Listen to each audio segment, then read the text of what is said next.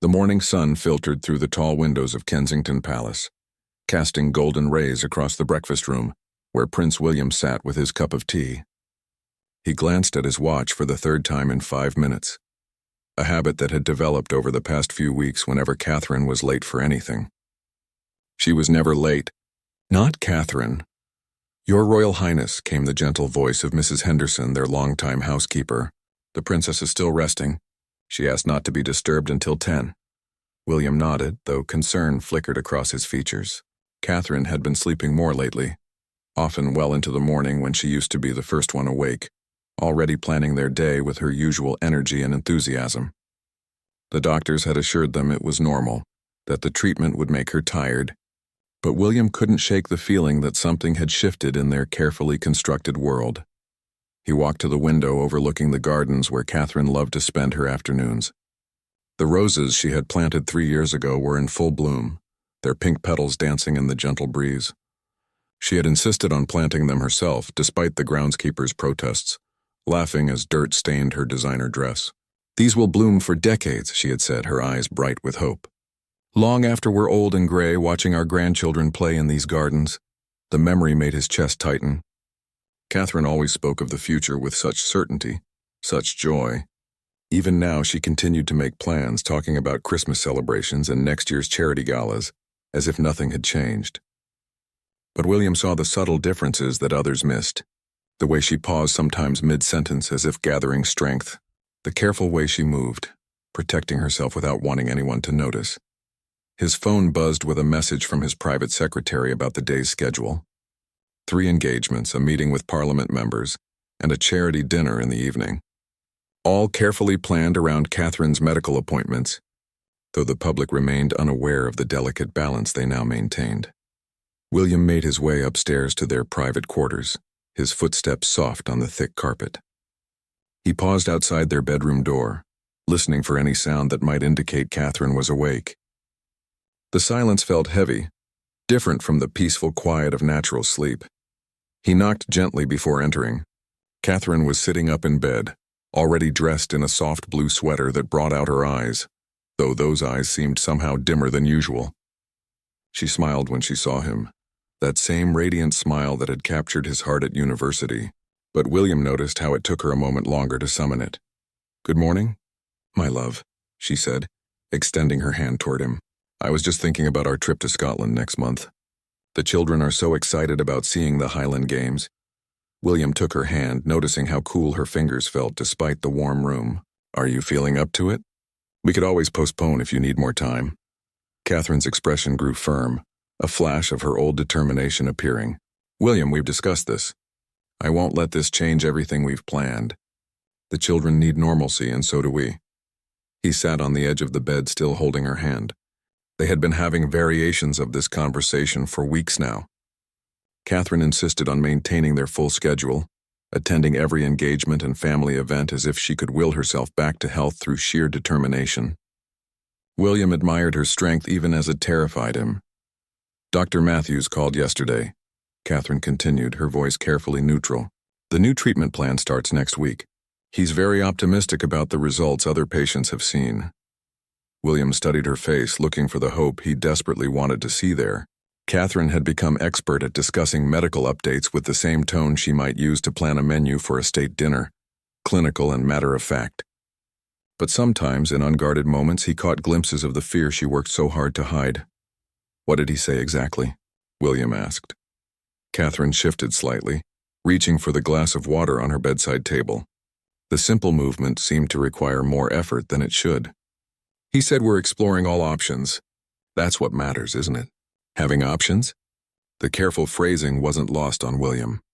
Catherine had always been direct, sometimes bluntly honest in a way that both charmed and occasionally horrified the palace staff. This diplomatic language was new, and it worried him more than any medical report could. "Catherine," he said softly, "you know you can tell me anything. Whatever Dr. Matthews really said, whatever you're thinking or feeling. We're in this together." For a moment her composure flickered. She looked out the window at her rose garden, and William saw her swallow hard before turning back to him with a bright smile that didn't quite reach her eyes. "I know, darling. I just want to focus on the positive right now. The children have been through enough upheaval with all these doctor visits. I want them to see that their mother is strong, that we're handling this as a family." William leaned over to kiss her forehead, breathing in the familiar scent of her perfume mixed with something clinical that had become part of their new reality. "You are strong, the strongest person I know. But you don't have to carry everything alone." Catherine nodded, but William could see her already shifting mental gears, planning the rest of their day with the methodical efficiency that had made her such an effective royal. She would review briefing notes for the afternoon engagement, speak with the children's tutors about their progress, and somehow find energy for the charity dinner where she would smile and chat with donors as if she hadn't spent the morning discussing treatment options with oncologists. As they prepared to start another day of careful normalcy, William found himself memorizing small details he had taken for granted before. The way Catherine hummed softly while choosing her jewelry, how she automatically straightened his tie without thinking about it. The gentle authority in her voice when she spoke with their staff. These moments felt precious now in a way they never had before, weighted with an awareness that had crept into their lives uninvited. William pushed the thought away, focusing instead on Catherine's determination to live fully in whatever time they had together. If she could face each day with grace and hope, then so could he. 3 weeks had passed since Catherine began the new treatment, and the autumn air carried the first hints of winter as it whistled through the windows of their private sitting room at Kensington Palace. William watched as Catherine carefully arranged flowers in a crystal vase, her movements deliberate and slower than usual. The purple and white chrysanthemums were a gift from a young girl during their visit to a children's hospital that morning, and Catherine had insisted on displaying them prominently. "She reminded me of Charlotte at that age," Catherine said, adjusting a purple bloom with gentle fingers, so serious about everything but with that mischievous spark in her eyes. William smiled, remembering the 7-year-old who had shyly presented the flowers to Catherine after their hospital reading session. The little girl had been undergoing treatment herself, her head covered with a colorful scarf that matched her bright personality. Catherine had spent an extra 20 minutes with her, discussing favorite books and promising to send a signed copy of a story they had both enjoyed. "You were wonderful with her," William said, settling into the chair beside Catherine's. "With all of them, actually. I've never seen the children so engaged during a reading session." Catherine's face lit up with genuine pleasure. These hospital visits had become even more meaningful to her lately, though she never said why directly. William suspected she found comfort in bringing joy to children facing their own battles, finding purpose in moments that might feel helpless otherwise. "Dr. Matthews called while you were changing," Catherine mentioned casually, too casually. "He wants to see us both tomorrow instead of Friday." William felt his stomach drop, though he kept his expression neutral. Schedule changes in Catherine's medical care were never good news. Did he say why? Just that he wants to discuss the next phase of treatment. Catherine continued arranging the flowers, not meeting his eyes. "I'm sure it's just routine adjustments. These things require constant fine-tuning." The forced optimism in her voice was becoming familiar, and it frightened William more than any tears would have. Catherine had always been honest to a fault, sometimes diplomatically so, but never deceptive. This careful management of information was her way of protecting him, and he both loved and hated her for it. His phone buzzed with a text from his brother Harry, asking about dinner plans for the weekend. Life continued around them in its normal patterns while they navigated this strange new territory, where medical appointments marked time more clearly than royal calendars. "The children want to plan something special for your birthday next month," William said, deliberately shifting to lighter topics. "George has been sketching what appears to be an elaborate treasure hunt through the palace gardens." Catherine laughed, and for a moment it sounded like her old laugh, unguarded and full of delight. "He's been so secretive lately. Yesterday I caught him measuring the distance between the rose garden and the fountain. When I asked what he was doing, he just said it was official business." "Charlotte's been equally mysterious," William added.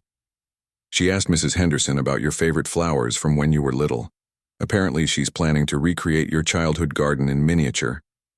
"And Louis?" "Louis is convinced he can bake you a cake entirely by himself. He's been practicing with Play-Doh, making increasingly elaborate designs." Yesterday's creation included what he claimed were edible diamonds. Catherine's eyes filled with tears, but she was still smiling. They're so precious. Sometimes I watch them planning these sweet surprises and I think about how much they've grown this year, how much they're going to grow. The wistful tone in her voice made William reach for her hand. Catherine, they're going to have you around for all of it. Every birthday, every achievement, every scraped knee and heartbreak and triumph. You know that, right? She squeezed his hand but didn't answer directly. Instead, she stood and walked to the window overlooking the gardens where their children were playing with their nanny. George was demonstrating something to his younger siblings, gesturing emphatically while Charlotte listened with serious attention, and Louis attempted to copy his older brother's movements. I've been thinking about the Christmas card photo, Catherine said, her breath fogging the glass slightly. I want it to be in the garden this year. Natural light, the children being themselves, not too formal. William joined her at the window. That sounds perfect. Though you know getting all three of them to look at the camera simultaneously is like herding cats. I don't mind if they're not all looking at the camera, Catherine said softly. I want it to capture who they really are, how they love each other, how they laugh together. There was something in her tone that made William study her profile. Catherine was watching their children with an intensity that seemed to be memorizing every detail. The way George protectively guided Louis around a patch of wet leaves, how Charlotte automatically adjusted her little brother's jacket when the wind picked up. The infectious laughter that carried across the garden when Louis tripped over his own feet, but bounced up immediately, more delighted than hurt. They're going to remember these days, Catherine continued. The games in the garden, the bedtime stories, the way we dance in the kitchen when we think no one is watching. I want them to remember that they were loved completely. They are loved completely, William said firmly, by both of us, and they're going to keep being loved completely for decades to come. Catherine leaned into his side, and William wrapped his arms around her, feeling how she had lost weight despite her efforts to maintain her strength. They stood together watching their children play, the late afternoon light casting long shadows across the garden. William, Catherine said quietly, so quietly he had to strain to hear her. Whatever Dr. Matthews says tomorrow, I need you to know that this year, these months, they've been the happiest of my life. Even with everything that's happening, or maybe because of it, I've never felt more grateful for what we have. William tightened his hold on her, afraid that if he spoke, his voice would betray the fear that lived constantly in his chest now. Instead, he kissed the top of her head and watched their children play, trying to see the scene through Catherine's eyes, trying to memorize the sound of their laughter, the way she seemed to be doing. As the sun began to set, painting the sky in shades of pink and gold, Catherine remained at the window even after the children went inside for supper. William realized she was saying goodbye to something, though neither of them was ready to name what that might be. The drive to Dr. Matthews's office felt longer than usual, though William knew the route by heart now. Catherine sat beside him in the back of their car, her hand resting in his while she gazed out at the London streets. She had dressed carefully that morning in a navy dress that brought color to her face, paired with the sapphire earrings William had given her for their anniversary. She looked beautiful, though William noticed how the dress hung differently on her frame than it had even a month ago. Remember our first appointment with him? Catherine said, breaking the comfortable silence. I was so nervous I couldn't sit still. You kept making terrible jokes to distract me. William smiled despite the knot in his stomach. They were excellent jokes. You just have no appreciation for sophisticated humor. Is that what we're calling it? Catherine laughed, but the sound was softer than usual. You told Dr. Matthews that my only symptom was an inability to appreciate comedy. He looked so confused. It worked, though. You relaxed enough to actually talk to him. Catherine squeezed his hand. You've always known exactly what I need. The words hung between them with a weight that hadn't been there in their early appointments. Back then, they had treated the visits as temporary inconveniences, obstacles to overcome before returning to their normal lives. Now, 6 months later, these appointments had become the rhythm around which everything else moved. Dr. Matthews's waiting room was familiar territory now. The same magazines that Catherine never read, the same abstract painting that William had studied during countless anxious waits.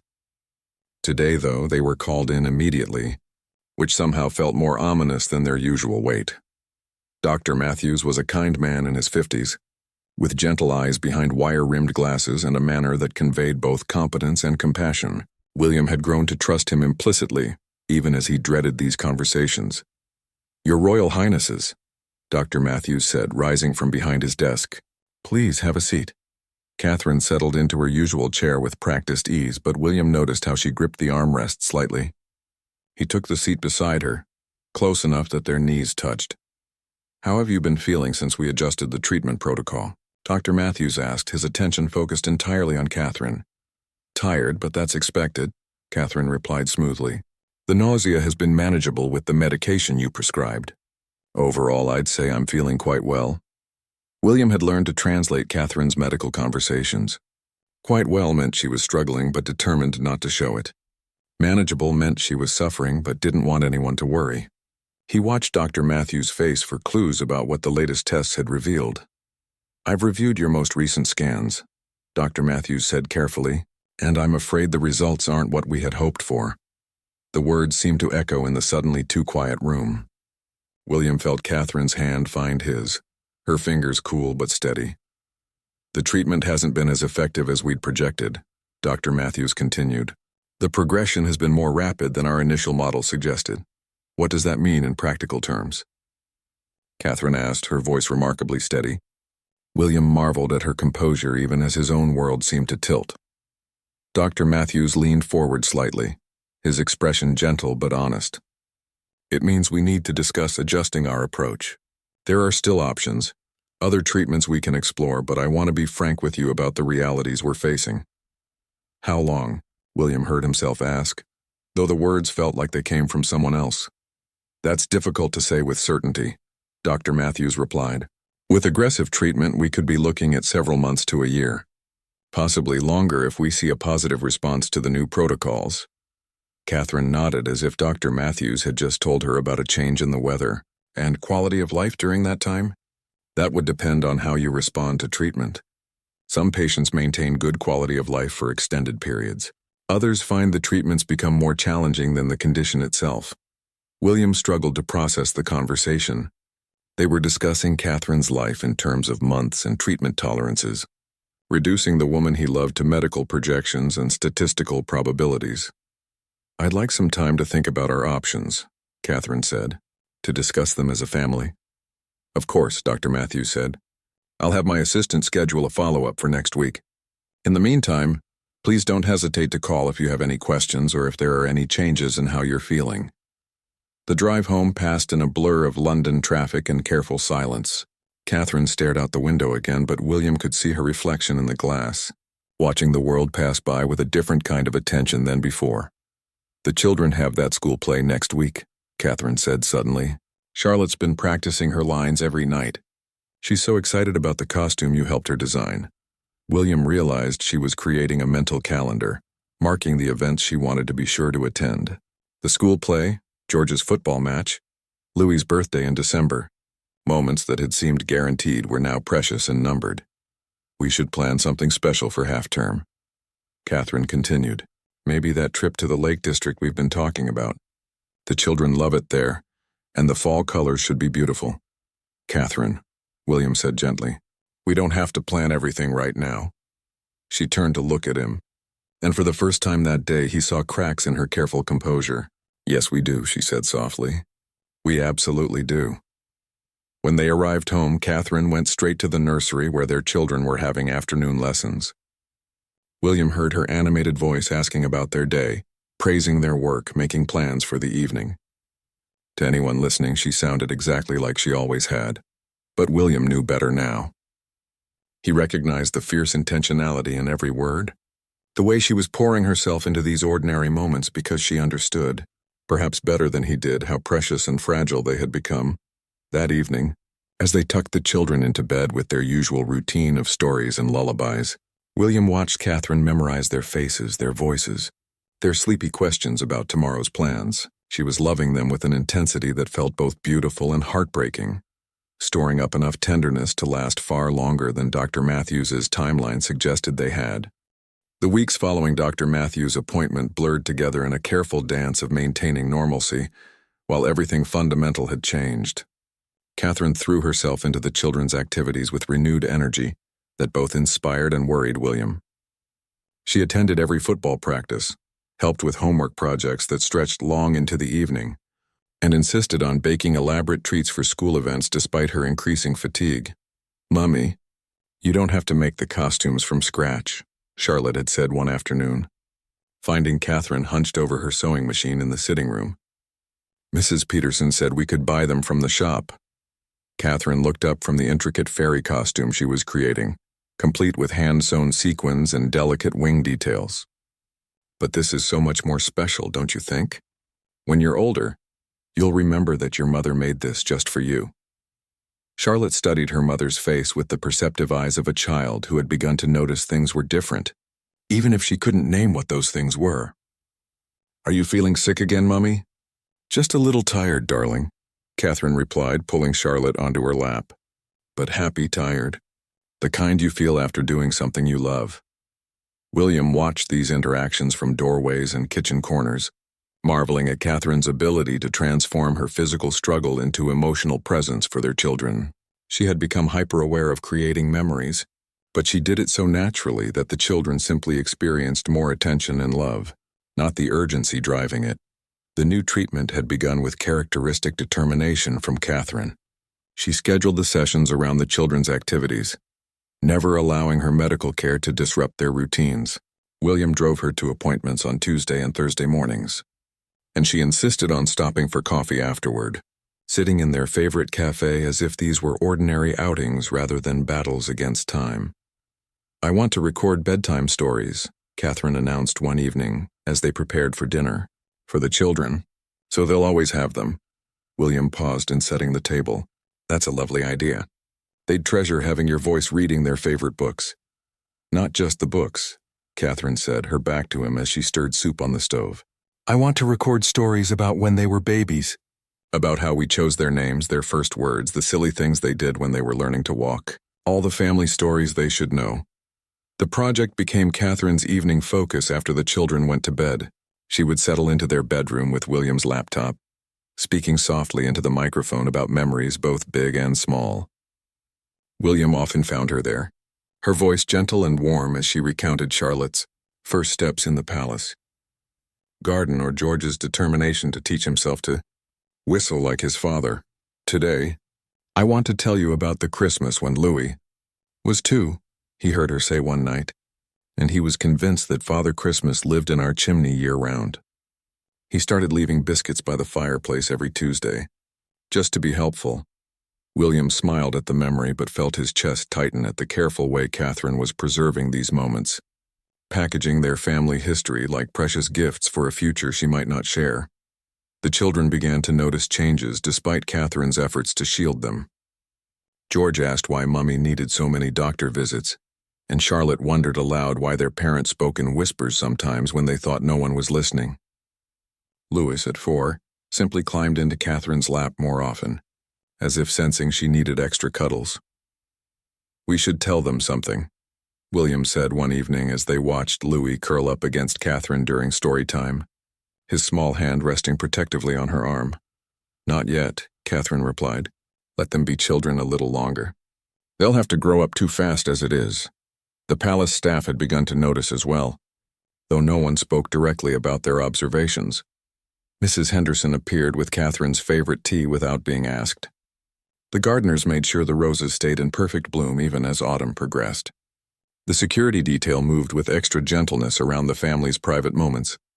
One particularly difficult day, after a treatment that left Catherine exhausted and pale, she insisted on keeping her promise to help George with a school project about British history. William found them in the library, surrounded by books about medieval castles, Catherine's voice growing softer as the afternoon wore on, but her interest in George's questions never wavering.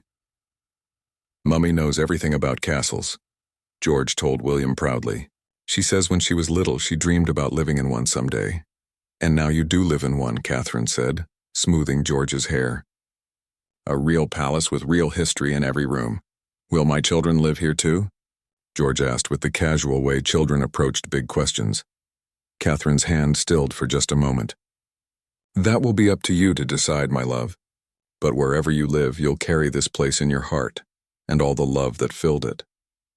That evening, William found Catherine in their bedroom, staring at her jewelry box. She was holding the engagement ring he had given her, Princess Diana's sapphire, turning it slowly in the lamplight. I keep thinking about your mother, she said without looking up. How she never got to see you become the father you are. How she would have loved the children. She would have adored you too, William said, sitting beside her on the bed. You would have been the daughter she always wanted. Catherine slipped the ring back onto her finger, though William noticed it was looser than it used to be. I've been writing letters, she said quietly. For the children. For their birthdays, their graduations, their weddings. All the milestones I want to be sure they know I'm thinking about. William felt something break inside his chest. Catherine, I know it's morbid, she continued, but it makes me feel better. Like I can love them forward through time even if I can't be there in person. You don't know that you won't be there, William said desperately. Dr. Matthews said there are still options. Clinical trials, experimental treatments. Catherine turned to face him, her eyes full of compassion for his hope.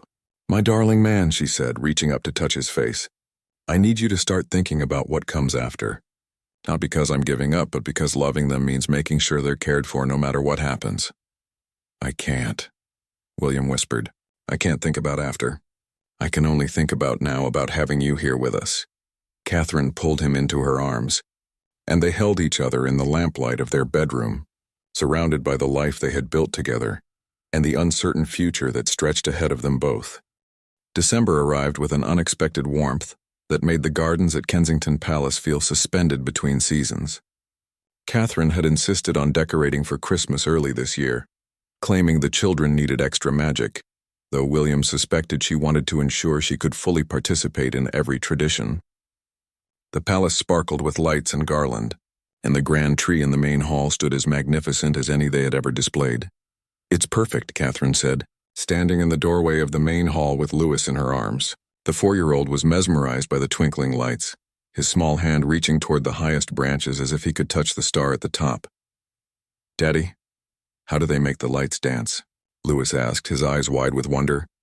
William smiled, remembering asking his own father the same question decades ago. It's Christmas magic, little man. The same magic that brings Father Christmas down the chimney. Catherine shifted Louis to her other hip, the movement more careful than it used to be. She had been sleeping more in recent weeks, and William noticed how she saved her energy for the children's waking hours. Resting when they were at lessons or playing in other parts of the palace. Mummy, are you going to sing at the Christmas service this year? Charlotte asked, appearing at Catherine's side with a hopeful expression. You have the most beautiful voice. Catherine's face lit up with genuine pleasure. Would you like me to? I was thinking perhaps we could sing together this year.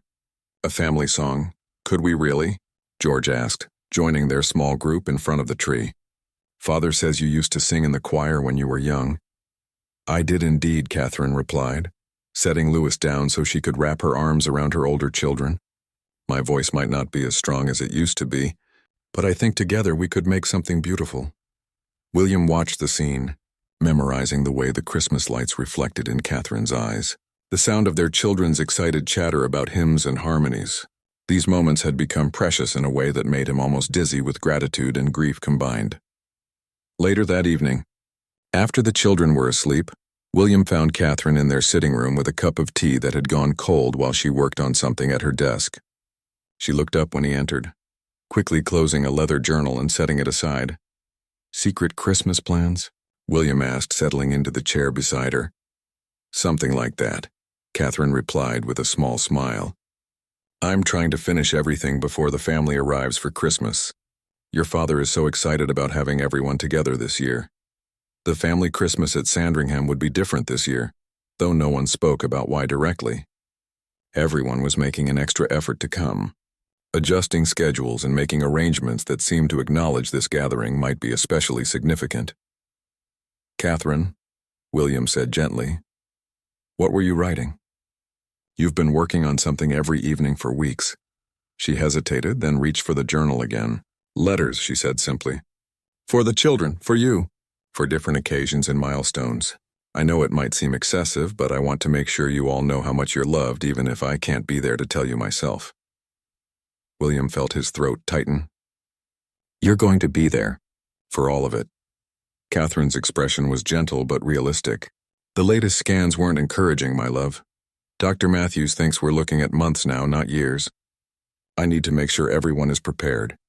I'm not prepared, William said, his voice rough. I'll never be prepared for a world without you in it. Catherine moved to sit on the arm of his chair, running her fingers through his hair in the way that had always calmed him. Do you remember our wedding day? When we made those vows about in sickness and in health? Of course. I meant every word, she said softly. Just as I know you did. This is the in sickness part, darling. The part where we love each other through the hardest thing we'll ever face. William leaned into her touch, trying to absorb her strength while battling his own fear. How are you so brave about this? I'm not brave, Catherine replied. I'm terrified, but I'm also grateful for everything we've had. 12 years of marriage, 3 beautiful children, a love that most people never experience. How can I focus on what might be taken away when I've been given so much? They sat together in the soft lamplight, the Christmas tree visible through the doorway, its lights continuing their gentle dance. Catherine had always been able to find gratitude in difficult circumstances, but this level of acceptance seemed almost superhuman to William. I've been thinking about the children's future, Catherine continued, about the kind of guidance they'll need as they grow up. George will face pressures that most children can't imagine. Charlotte will need to find her own path while honoring her heritage. And Louis? She smiled. Louis will need someone to encourage his creativity and protect his gentle heart. They'll have that, William said. They'll have me and your family and everyone who loves them. I know, Catherine said, but I also want them to have pieces of me. Stories and advice and reminders of how proud I am of them. That's what the letters are for. She opened the journal to show him pages covered in her familiar handwriting. This one is for Charlotte's 16th birthday. This one is for George when he goes to university. And this one, she turned to a page near the back, is for all of them to read together on my birthday next year. William stared at the careful script. The way Catherine had planned for birthdays and milestones years into the future. What do they say? Mostly how much I love them, Catherine said simply. How proud I am of the people they're becoming. How I want them to remember that they were the greatest joy of my life. And the one for me? Catherine's cheeks flushed slightly. That one's more private. For you to read when you're ready. When you need to remember that loving someone else won't diminish what we shared. Catherine, I could never. Someday you might, she said gently. Someday you might want companionship and love again. And when that day comes, I want you to know that it's what I'd want for you. Happiness, William. Always happiness. The conversation was interrupted by Louis's voice calling from upstairs. Mummy, I had a bad dream. Catherine immediately stood, her maternal instincts stronger than any fatigue. I'll go, she said, but William was already beside her. We'll go together, he said, taking her hand. We'll always go together. As they climbed the stairs to comfort their youngest child, William marveled at Catherine's ability to think beyond her own fear to his future happiness. Even facing the unthinkable, she was still taking care of everyone she loved, still planning for their well-being long after she might not be there to provide it herself. The spring sunlight filtered through the hospital room windows, casting gentle patterns on the white walls where Catherine now spent most of her days. The room had been transformed from a sterile medical space into something that felt more like home, filled with flowers from the palace gardens, photographs of the children, and the soft throw blanket from their bedroom at Kensington Palace. William sat beside Catherine's bed, reading aloud from one of her favorite novels while she dozed fitfully. The treatments had stopped working weeks ago, and Dr. Matthews had gently suggested they focus on comfort rather than cure. The words had hit William like physical blows, but Catherine had received the news with the same grace she had shown throughout their entire journey. I want to go home, she had said simply. I want to be with my family in our own space for whatever time we have left. So they had created this hybrid arrangement. Medical care in the familiar surroundings of the palace, with nurses and doctors who had become like family over the past months. The children maintained their routines, visiting Catherine throughout the day, doing homework at the small table by her window, and curling up beside her for bedtime stories when she felt strong enough. "Daddy?" George's voice broke through William's reading. His eldest son stood in the doorway, uncertainty written across his 11-year-old features. "Is Mummy awake?" Charlotte wants to show her the picture she drew. William glanced at Catherine, who had opened her eyes at the sound of George's voice. Despite her exhaustion, she managed a warm smile for her son. "Of course, my darling," she said, her voice softer than it used to be but still full of love. "I always want to see Charlotte's artwork." George disappeared and returned moments later with Charlotte and Louis, who was carrying a large piece of paper covered in bright colors. Charlotte hung back slightly as if sensing the fragility of the moment, but Louis bounded forward with his usual 4-year-old confidence. "Mummy, I drew our family," Louis announced, climbing carefully onto the bed beside Catherine. "See?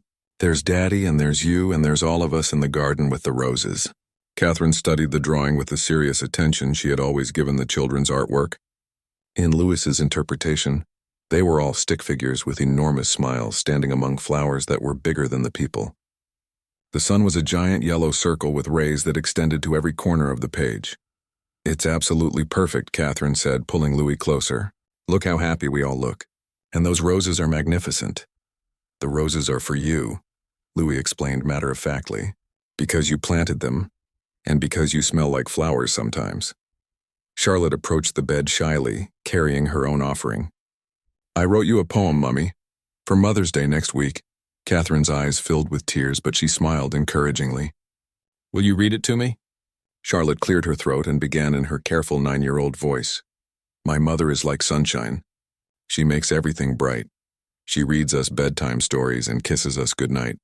She teaches us to be kind and brave when we're afraid. She loves us more than anything, the most perfect mum God made." "Oh, my sweet girl," Catherine whispered, reaching for Charlotte's hand. "That's the most beautiful poem anyone has ever written for me." George, not to be outdone by his siblings, stepped forward with his own contribution. "I made you something too," he said, producing a small wooden box from behind his back. "I carved it myself in woodworking class. It's for your jewelry." Catherine accepted the box with reverent hands, running her fingers over the slightly uneven but clearly lovingly crafted surface. "George, this is incredible. You made this yourself?" "Mr. Peterson helped a little," George admitted, "but I did most of it. I wanted you to have something I made with my own hands." William watched this exchange of gifts and love, his heart breaking and swelling simultaneously. The children had instinctively understood that this was a time for giving their mother everything they could, for showing her how much she meant to them in tangible ways. "I have something for all of you too," Catherine said, reaching for the leather journal she kept beside her bed. "But first I need you to listen very carefully to what Mummy has to say." The children settled around her bed, Louis still curled against her side, while Charlotte and George sat on either edge. William remained in his chair, knowing this moment belonged to Catherine and their children. "You know that Mummy has been sick for a long time," Catherine began, her voice gentle but clear, "and that the doctors have been trying very hard to help me get better." "Are you going to get better soon?" Louis asked innocently. Catherine's composure wavered for just a moment before she found her strength again. "No, my darling. Mummy is not going to get better. In fact, I'm going to get sicker and soon I won't be able to stay with you anymore." The silence that followed was profound. Charlotte's face crumpled first and George's hands clenched into fists as he tried not to cry. Louis looked confused, not entirely understanding the magnitude of what his mother had just told him. "Where will you go?" Louis asked. "I'm going to heaven," Catherine said simply, "to be with the angels and with Granny Diana, who I know will take very good care of me." "But we need you here," Charlotte said through her tears. "Who will help me with my hair? Who will make sure Louis brushes his teeth properly?" "Daddy will do all of those things," Catherine assured her. "And Grandma and Grandpa will help too. And all the people who love our family." "Can we visit you in heaven?" George asked, his voice thick with emotion. "Not for a very long time," Catherine replied. "Not until you're very old and have lived full, wonderful lives. But you'll be able to talk to me anytime you want. I'll always be listening, even if you can't see me." She opened the journal and pulled out 3 sealed envelopes, each marked with a child's name. "These are letters from me to you. Daddy will help you decide when you're ready to read them. They're full of all the things I want you to remember about how much I love you. William wiped his eyes as he watched Catherine comfort their children, explaining the incomprehensible with love and honesty. She answered their questions patiently, reassured their fears, and somehow made even this devastating conversation an act of maternal care. As the afternoon wore on and the children gradually returned to their activities, Catherine grew increasingly tired.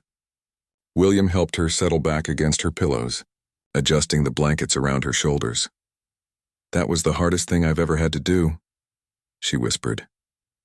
"You were perfect," William said, taking her hand. "They'll remember that conversation for the rest of their lives."